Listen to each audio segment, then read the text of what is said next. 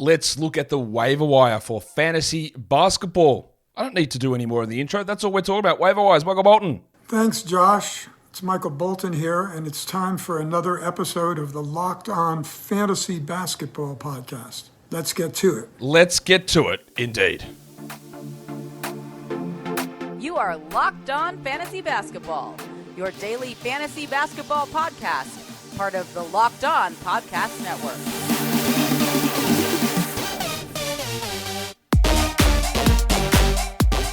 Hello and welcome to the Locked On Fantasy Basketball Podcast, brought to you by Basketball Monster. My name is Josh Lloyd, and shout out to Henry Kissinger. That's right, Adam Silver, isn't it? Yeah, that's what we're going with. All right.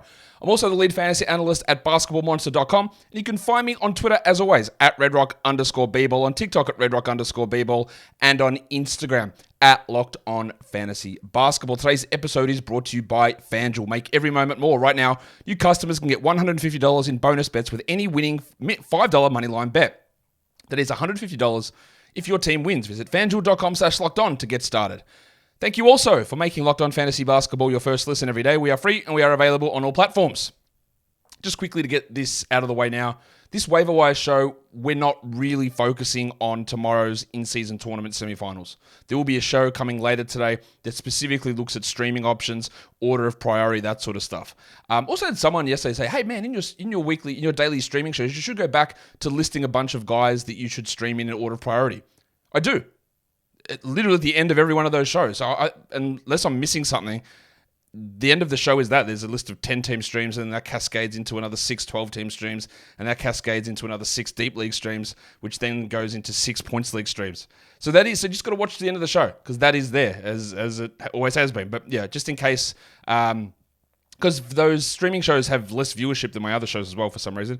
But yeah, in case you didn't see that, but you're seeing this now, it's there, and it's a part of the show. So we're talking waiver wire here. This is more a longer-term view. It's more of a where can we find value versus what am I doing exactly today or tomorrow, how we're looking long-term on this stuff. So again, we will have a show later on today, not far after this, talking specifically about Thursday's in-season tournament semifinal action. So like I said, we are just going to look at the waiver wire as more of a broader overarching thing. It doesn't have to be rest of season. It could be next week, next 2 weeks, but we're not looking at single day stuff here on this one. And let's just go where we like to go. And these names are almost the same as where they were when we did it on Monday as the must roster players on the waiver wire. All of these guys available in over 20% of leagues. The 2 italicized names on there are more specific for category leagues and points leagues, but these guys in general should be rostered in all leagues. Herb Jones sits at 76%. Yes, there is going to be fluctuation in Herb's numbers. He might lose a starting spot to Trey Murphy. He might not. It also probably doesn't matter. He can still get 31, 32 minutes a night while Murphy gets 32 off the bench. It is possible to be done despite... Who was it? Alvin Gentry, when he coached the Pelicans, and he was like, I'm actually keeping... I'm going to keep Drew Holiday coming off the bench because it's way easier for me to play him more minutes. Or something ridiculous that he said. I can't remember it. It was dumb. But anyway, Herb Jones and Trey can play enough minutes, and Herb needs to be rostered in every league. Points leagues, again, debatable in 10-team points, but I would have him in 12-team points. Zach Collins, Keegan Murray, they were both on the list on Monday. They're still sitting at 78% rostered. They should be rostered in every league. There is no exceptions for those guys. Malik Monk at 62% rostered. He's a new entry onto this list. I did do an adjustment to some of his numbers. His minutes are up. Some of that is tournament related, but I'm not sure all of it is. He's playing at a super high level. He hasn't missed a free throw in weeks, and he is a sell high for sure, right? His numbers at the moment are crazy. He's like the 50th best player over the last 2 weeks. That's not going to hold, but I do think he can be top 100 at least for a strong stretch here. So I don't think he should sit on any single waiver wire. Max Strus also. I thought there's more new names on here than I expected. Max Strus, the winter soldier, sits at 78%. I was skeptical of Strus for the first 2 weeks or so. I don't know about this. He's never had steals or rebounds or assists or blocks or done anything. He's never even been, honestly, a reliable three-point percentage player. He hadn't been. And this year he's blown it all away. Tons of minutes, everyone's healthy. Not sure what the skepticism here is on Strus now, where 7 weeks in, he's a must-roster player. The last one is the wave pool, DeAnthony Melton. Kelly Oubre does return today. It maybe has some impact on Melton, but Melton's game is not usage. It is not millions of shot attempts. And I don't believe that Oubre coming back is going to push Melton to play 24 minutes. So I am not worried about it.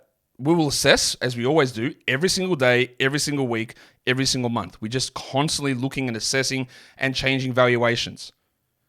And this is where you know that you're doing something right in fantasy. For me, but for you in general, is if people say to you two things. They say, man, you change your mind so quickly. And then someone else also says to you, man, you're so stuck on your priors. That means that you're actually doing it correctly and you're making the adjustments at the right time, I believe, because they're obviously two contradictory statements. So if people are saying that to you in any of your leagues where you've changed your mind on this guy or why you're still holding this value, if you're getting both of those things attacked at you, and obviously there's nuance about individual specific situations, but having an ability to adjust at the right time without being hyper reactive is an important thing in fantasy. And that's what we aim to do on this channel. It's what I aim to teach. And I'm not always going to get it correct. I am going to get some of those things wrong at times, or maybe go a little too early or be a little bit too slow, like I was on Max Strus. But having that sort of blend of not going too fast, but also be very willing and ready to change your opinion is a key thing to having success. So as for Melton, at the moment, I'm not that worried about it. There might be a slight hit, but in 3 weeks, if we come back and he is playing 24 minutes a night and taking 4 shots a game because for some reason they think Kelly Oubre is the answer, well, then we change our mind on Melton. That's simple as it gets. So it's very hard for me to predict what's going to happen in 2 weeks, let alone rest of season. That's why we've got to be nimble and ready to adjust and make those moves at the correct time without overreacting. And I hope all of that made sense without me rambling because I just downed a big coffee. In terms of the droppable list, there's only 3 names that really stand out to me, and they're names that we've talked about before. Russell Westbrook is 83% rostered. I see no justification for Russ to be a 10-team league player or a 12-team league player. In a points league in 12s, I get it. You might want to hold, but to me, you are well served to not have him on a 12-team category league roster. You can, but the value in having that spot open to add somebody for Thursday, for yesterday, even today. Like, if I needed to say stream Orlando Robinson, a name we'll mention later on, in today, like I would much rather have the value of Orlando Robinson today than hold on to Westbrook through thick and thin when his upside's not that high. Rowan Barrett was on this list last time. He remains on this list. Even though he did score 23 points last game, he did it on poor field goal percentage with no assists, steals, or blocks. And this is the problem with him in category leagues. Again, in points, there's a little bit more value in Rowan, but in category leagues, you don't need to do it. And the same with Andy Wiggins. Now, Wiggins could easily regain his form, but we are 7 weeks in and he's shown it once. And there is a lack of urgency at times with his game. The lack of conditioning is keeping his minutes down according to sources within the Warriors.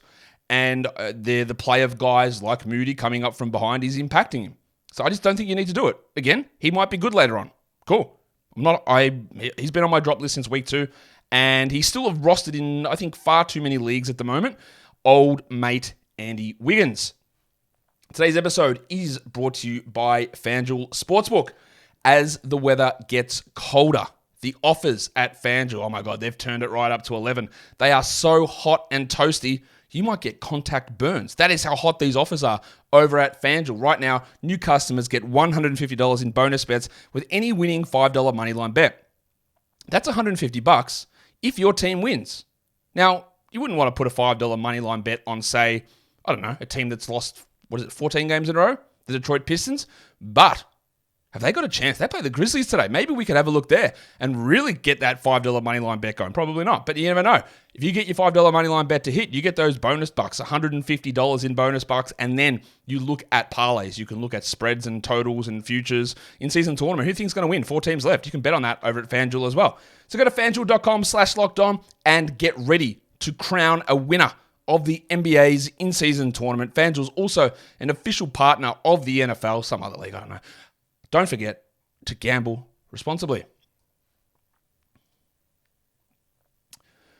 Okay, let us go back in now and talk more waiver wire stuff. Let's look over the last 48 hours, and that could often give us a good trend of what's going on, the most added players. But in this case, a lot of them, or some of them, are stream guys that we don't need to worry about. And the number 1 most added player in net adds and gains, according to our advanced roster percentage over at Basketball Monster, is the big ragu, Dante DiVincenzo. You obviously very, very clearly move on. He was a good ad for yesterday, and now you drop him with the heat of 1,000 suns. Move on. Get him out of here. Naz Reid, up 12%. Curious. Reid was really good last game, but this is absolutely red light screaming at me. He scored a lot of points last game, so therefore we've got to add him. Which is true, but I'm going to tap the sign. Maybe I should get these signs printed and put them at the back. Maybe that's an idea. Instead of the Loki posters, we get some signs at the back where I say, When you add someone after a good game, you don't get credit for the good game. It doesn't happen. So is Reed going to score 24 again in 23 minutes? Almost definitely not. Is he an okay ad? Sure. Is it worth burning a roster spot on an 11-game Wednesday for a guy who might play 19 minutes? Probably not also. But everyone's jumped on because he scored a lot of points in the last game. And in these sort of situations, not a problem. Look, Reed can be a fringe 12-team league guy. But a lot of times, the guys in your league that react to these sort of moves, that try and chase the points, they're the guys you might be able to, I don't know, I want to put this relatively, sorry if any of you added Naz Reid, don't mean to call you out here. I'll put this delicately. You might be able to scam the shit out of them in trades. If they're going to be that reactive to an individual scoring performance, you might be able to really, really grind in the buy low, sell highs on them. That is distinctly possible. If they're going to overreact, and maybe they're the person who's like, oh, I'm never drafting this guy again because, Donovan Mitchell scored 3 points on 25% shooting in one game. You got to look for that. Psychology is a big part of fantasy sports. And finding the bloke or the Sheila who goes nuts on individual performances, especially the ones who start going off in a group chat at quarter time. Oh my God, I'm dropping this bloke. Mate, there's 3 quarters left. That is how we can attack this stuff. And I reckon the guys who do, again, if you are a Naz Reid adder, apologies.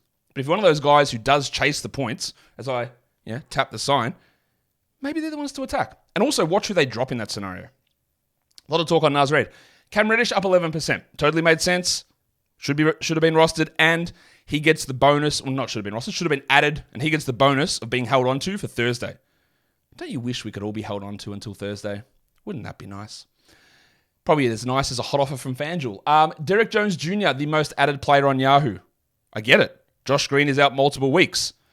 I hovered over adding Derrick Jones in a couple of leagues. I didn't have a roster spot to use him today. He wasn't better than any of my players going today. He's going to be fringy 12, I think. I think he'll be okay. It's totally fine to add him. I'm not convinced that it's a no-brainer home run, but it's worth a look.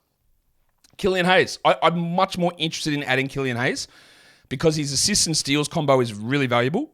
He's an out-of-position rebounder whose minutes are pretty strong for the moment. Now, I do not believe that Hayes' value lasts long-term. In fact, old mate $70 million legend Monty Williams might actually bench Killian Hayes today to start Boyan. Although, I'm going to put it on record now, Isaiah Stewart's coming off the bench today for the Pistons. I don't know when you listen to this. Isaiah Stewart is going to come off the bench today for the Pistons. I'm ready to be wrong, and I'm ready to be angry, but Stewart's coming off the bench today. But Killian Hayes, I think he's worth adding. And then the other one's Orlando Robinson, who we talked about already. With Bam Adebayo out, we finally realized it 3 years too late and 3 teams later that Thomas Bryant's not it. This is what I don't get, right? Thomas Bryant started those games for the Lakers last season, and Bron's like, yeah, me, Tom, and AD, we're going to all play together. And then they saw him play, and they went, oh, no. And then he was out of the rotation. Then Denver inexplicably traded, 3 second-round picks to get him. He came up to be Nikola Jokic's backup, and they went, oh, no, absolutely not. You're not playing. And then he came to Miami and had 4 chances to replace Bam Adebayo, sucked in every one of them. And eventually they said, oh, no, it must be over. It's got to be Thomas Bry over now, surely. So Orlando Robinson's the guy. As long as Bam is out, Robinson's it. Now, I don't know how long Bam's banged hip is going to keep him out for. But Robinson legitimately has, if I'm going to be conservative, top 120 value as a starter. Unbelievable numbers through college in Fresno State. Really good numbers in the G League last season. Every opportunity basically he's had in the NBA, the numbers have been pretty good. He's one of those guys a little bit like old Goldfinger Charlie Bassey. Even like a Paul Reed. Even like Naz Reid in the past. Or who's the other guy? There's one other, buddy Rashawn Holmes used to be this guy as a backup. The stats look great. And Orlando's got that chance now. I don't mind adding him. I think, he would be startable today, more so than what Derrick Jones would be. And then you could move on later on if Bam does return. So that's a personal choice, obviously, as everything is in fantasy. I hope there's no coercion going on for any of your waiver moves. Let's look at the most drop players, and it warms my heart to see Harrison Barnes dropped in 25% of leagues because you added him for Monday. And now you kick him fully in the rectal opening. Just get that foot wide up. Get your wingtips on. Out there. Hold him like a lollipop. Get him out of your team. He's out. I'm sure he'll be back in many times. He's going to be an elite streamer. That's what he is. And he's not losing that spot to Sasha Vezenkov, sorry. but it's just not worth it in a 12-team league. We know this. We've known this for years, and people are finally waking up to it. Slam and Sammy Hauser and Al Horford down 18%. They were great streams for Monday. We had the chance of them being useful on Thursday. They're not playing Thursday. They play Friday. Hauser's a very clear drop ahead of Horford, but Porzingis might be back on Friday. And even if Porzingis misses again on Friday, I don't think you're going to care about losing Al Horford. I'd rather drop him and get somebody else in on Thursday. The top 3 drops on Yahoo. Well, DiVincenzo was the most added player on our advanced metric on Basketball Monster over the last 48 hours. He's the most dropped player on Yahoo, which again shows that he was massively added for Tuesday and then massively dropped yesterday, leading to that net gain. Some people haven't quite reacted to dropping him, which they should. But here, he's a clear drop. Josh Okogie is a clear drop. The Reddish one is very confusing. Why did people drop Cam Reddish after streaming him in for Tuesday when the Lakers won? Did he do a lot? No. He mustn't have scored many points. That is honestly insanity. That shows a complete lack of understanding of how to win this week in fantasy basketball. And if you are one of the people that dropped Cam Reddish, again, maybe drop it in the comments. Why did you do it? Now, I guess if like some idiot dropped Keegan Murray, for example, as a player who's sitting there on your waiver wire, and you go, well, Reddish is my worst player. I'll sacrifice one game on Thursday to go and add a long-term guy. Absolutely, you should do that. Did that actually happen almost 5,000 times? I really doubt that. So I just think people saw, well, Reddish didn't score very much, even though he played 30 minutes, and he's going to be one of four teams only playing on Thursday. That seems extraordinarily short-sighted for him to be the third most dropped player over the last day. It just doesn't add up to me. But again, if you did drop Cam Reddish, and you are in this chat or in these comments, tell me. Explain it. Maybe I'm missing something completely off here. It's possible. It happens. Today's episode is brought to you by PrizePicks. PrizePicks is the largest daily fantasy sports platform in North America. It's also the easiest and the most exciting way to play DFS. It's just you against the numbers. Instead of thousands of people, instead of sharks and pros and spreadsheets and any of that garbage, it is you and numbers. And they put them up and you knock them down. Player points, more or less. Assists, more or less. Rebounds, more or less. You do between 2 to 6 of those, stick them into your entry, and you can win up to 25 times your money back on that entry. That's all you need to do. The stats go up, you put them down. Easy stuff. And they have so many different players and different stat options they throw up. It's easily why PrizePicks is the #1 daily fantasy sports app. They also offer weekly promotions that can lead to big payouts like Taco Tuesday.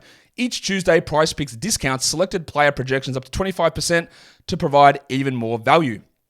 So go to prizepicks.com/LockedOnNBA and use the code LockedOnNBA for a first deposit match up to $100. That is prizepicks.com/LockedOnNBA.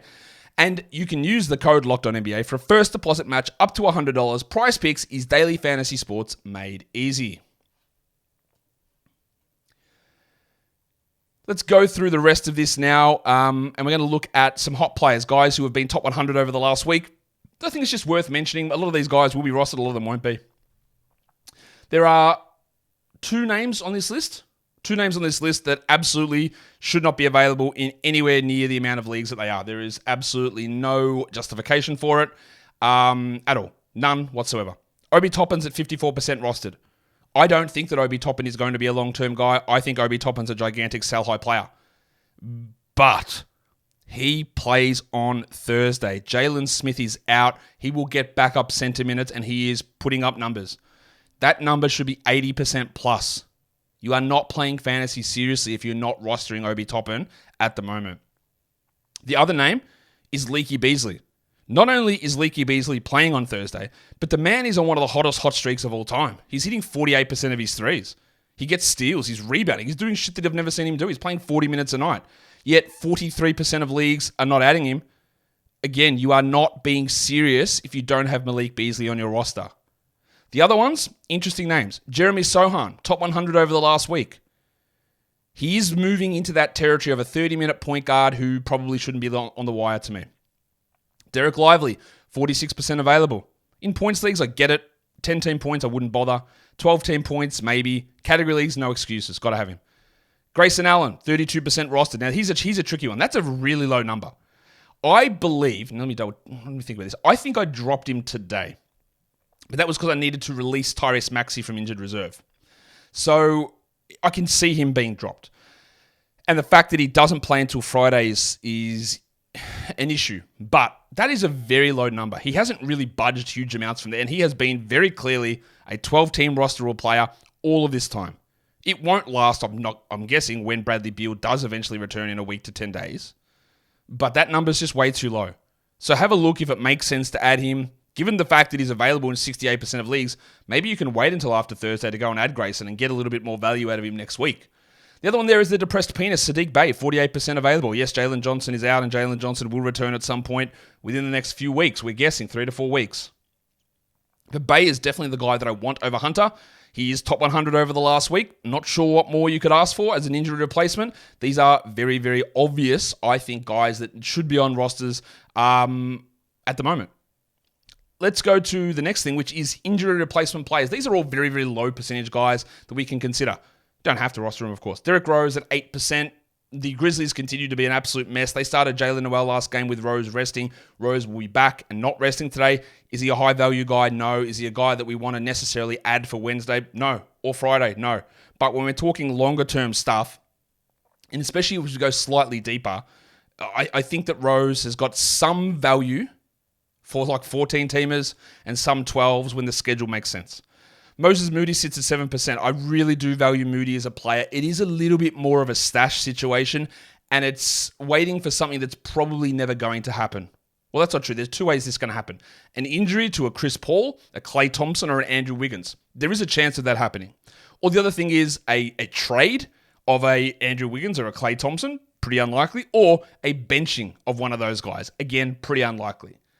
But Moody's value with Paul and Wiggins out has been solid, but also Gary Payton's out for a long time. So Moody at least stabilizes, I reckon, at around 20 a night, which is important for those deeper leagues and pushes him into 12-team stream territory. You could say the same for Pajemski, but his value seems a little bit behind Moody in terms of minutes upside. Nickeil Alexander-Walker, the value can be iffy for him, but the minutes are going to be strong as long as Jaden McDaniels is out. And for deeper leagues, a 30-minute a night guy who can pop off, we literally saw it. He won't usually, but he can. That has value. And when you're just searching for guys, like you'd rather take a 30-minute player than a guy who might play 16 off the bench. Orlando Robinson's there. We talked about it already. I'm going to throw Colin Sexton on this list. He's 43% rostered, and Jordan Clarkson remains out. I think Sexton, especially in a points league, is rosterable today, Wednesday. With Sexton out, with Markkanen out, with Olynyk out. Now, I don't believe in Sexton long-term. I'm pretty sure if you listen to this show for more than 2 days, you're well aware of my thoughts on Colin Sexton, NBA starter. Those two words don't mesh together, or phrases don't mesh together. But Clarkson's out, Markkanen's out, somebody's going to take shots, and boy, does my man Colin Sexton know how to take a shot. Does he know how to make them? Sometimes. Actually, that's not fair. He's relatively efficient. Does he know how to make a pass? That's where we get into debates. But Sexton's going to have this big opportunity. I don't know how long Markkanen or Clarkson or Olynyk are going to be out, so we can go with it. And he is startable today. The last one there is Jabari Walker. I think the value of Jabari Walker is really interesting today. And in a 14-team league, I reckon he'd be startable because Jeremy Grant's out with concussion and DeAndre Ayton's dealing with this knee thing. So that gives him ability to be maybe the starting 4, but if not the starting 4, big minute backup 4 and backup 5 behind Duop Reith. He could start at the 4, and he is a guy that I do think if you have long benches, weekly lineups, any ability to stash, when we hit March, middle of March, Walker's going to be rolling top 75, I think. Not any time before, although right now maybe. It needs a lot of things to happen, and I think they will happen later in the year, and we get a slight little, now maybe I'm completely wrong, and he starts and plays 33 minutes and has 6 points and 2 rebounds and makes me look like the dickhead that I am. That's possible too, right? But we at least get a trial run today, and we see how they use him and how he responds, and can he do other stuff that isn't involving scoring, because Simon, Scoot, Sharp, Brogdon, they enjoy a shot. Jeremy Grant enjoys it just as much, but he's not there. So we get to see how Walker fits in, and that's a really, I think, key piece of data for us today. Some other names. Omer Yurtseven in Utah. Are they going to continue this literally unbelievable scenario of him starting over Walker Kessler? Imagine me sitting here talking to you guys in September, doing a mock draft, and we get to Walker Kessler and someone picks him in round 3. I go, I hate that pick, mate. Because you know what? Omer Yurtseven's going to be the guy. Imagine I said that. Imagine I said it out loud. Every comment would be, you have lost all credibility. You never started with any to begin with. You don't know what you're talking about. Well, if you actually watched the game, yet here we are. And Omer Yurtseven is starting over Walker Kessler. At some point, this has to change, yes? But while it's not changing, Yet 7 amazingly has some stream value. I can't believe it. Kayla Martin. I don't think that Kayla Martin's a long-term 12-team league guy, but Bam is out, Highsmith is out, Hero is out. Everyone's banged up on this team. So, yeah, let's do it. Don't think it lasts, but let's do it. Aaron Neesmith. How is Aaron Neesmith? How that number cannot be real. 15, but how? Aaron Neesmith is going to play close to 30 minutes on a 2-game Thursday. I do not think that Aaron Neesmith is a long-term 12, but he's definitely a long-term 14-team league guy. But that 15% is insane. Who's a fun? Colin Sexton's 43% rostered. Think about that one. Let's talk about Sterling Henderson, who at 50, I get it for the upside, but 15 to Neesmith? Scoot Henderson 50. I am seeing positive signs, and you know what I like to do with these guys. Sometimes I go early. Did I go a week early on Keontae George? Probably. Was I early on Kobe White? Probably. Are they going to last? I actually have no idea. Was I early on Jalen Williams last season? Yes. Was I early on Mark Williams and Walker Kessler? Yes. Does it involve short-term pain? 100% yes. Well, am I late on guys? Also yes. But with Scoot, I don't know how to quantify it. I'm looking at it and going, I understand that rostering Scoot and holding him, we gave it to like the middle of December just to see where this trajectory goes. But I'm already seeing stuff turn. And I think by the time we hit Christmas, he's going to be rolling 30 minutes a night, 17.7 rebounds, or 4 rebounds, 7 assists. And then we hit January and we're going to be going at 20 and 8. I think there's a possibility of that. I don't know what I'm seeing. I don't know if it's real, but I know that I want to get ahead of the curve. And I'm okay taking an L on a big volume day today and a big volume day on Friday with more assessment time. I just would not leave Scoot on the wire. And he's never been on the wire in any of my leagues. Tillman at 17%. That one I'm not sure about. I do know that Biyombo is not a starting NBA center. I'm not sure that Tillman is, although I did see Tillman put up good production as a starting center in the NBA playoffs against Anthony Davis last season. And honestly, that's a tick. He started out this season horribly, but it's one of those situations where he played like 4 games, shot like 20% from the field, exaggerations on that number, but it was horrible, and people get that sour taste in their mouth. Now, he's obviously not a 20% shooter, but he never got the chance to correct that over the next 10 games. But he's back now. In a 14-team league, I'd definitely be looking at Tillman. 12s, I'm going to be interested to see what happens, but he might be a guy that we add, but I'm not sure the upside is going to be super, super high. And the last one is Jaime Jaquez, who's 56% rostered. He should be on a roster at this point. I still remain completely unconvinced that he will be a long-term 12-team league guy. I have heard people talk about Jaime Jaquez like he is Victor Wembanyama. Obviously not quite, but yeah, they've talked about him crazy. I've heard people say, well, the Heat will just find a way and they'll just start him rest of season. Surely they can't not start him. They're not starting him now. They are not starting him now.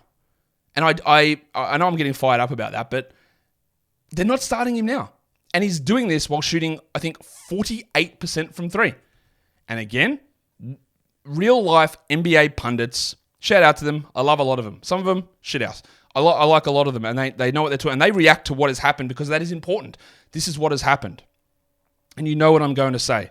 Jaime Jaquez, shooting 46% from 3 over the last 14 games, has been amazing for Miami. It's been absolutely sensational. But us, from a fantasy point of view, go, well, this man shot 32% through 4 years in college, and I'm just sorry he's not going to stick at 46. And when that goes back to 35 for a week, what the hell is he bringing? 1 steal, under 3 assists, 4 rebounds, 30 minutes a night? None of that is useful. I mean, it's okay. It's good for 14 to 16 teams. But you hear the noise. You hear the Heat culture is a hell of a drug, man. Perfect fit. How did we let the Heat do it again? Look at the way he plays.